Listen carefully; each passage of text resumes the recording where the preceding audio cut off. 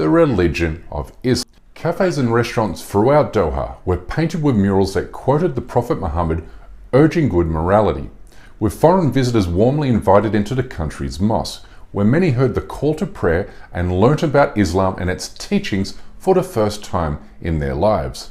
As many Muslims have joked, foreign visitors to Qatar will arrive as David but leave as Dewa. But visitors to Qatar are experiencing what it means to be welcomed as a stranger in the Muslim world.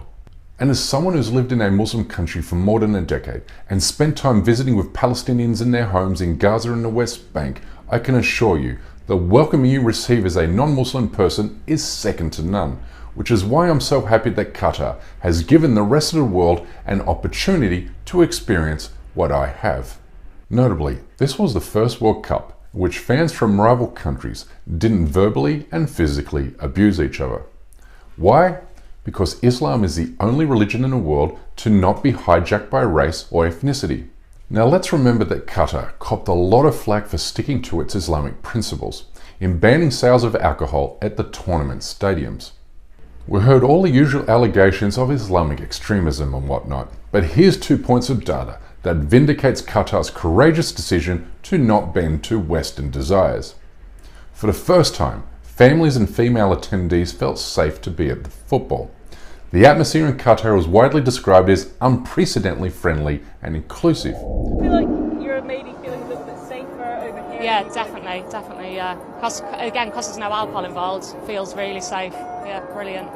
Pues es demasiado, en los estadios es muy seguro, pues tú no ves que alguien te toque, o sea, la gente es súper respetuosa, el ambiente es muy bueno y especialmente para todos. Alcohol has been a topic because you felt a bit more, people were a bit more wild with booze in their system. So over here, I think that's something that has helped a lot. I think it is actually due to more socially conservative society. I think alcohol contributes a bit more to hostility rather than things like catcalling, wolf whistling and sexual harassment. But watch what happened when beer-guzzling English and Welsh fans got together in the Canary Islands to watch their respective teams play last week.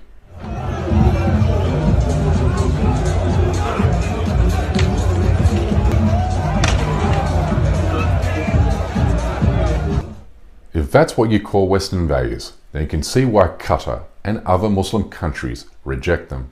I'm a non-religious person, but I've never felt closer to Islam than I have during the past few weeks. And while I have no idea what the future holds for me, I do know that this is a religion that fosters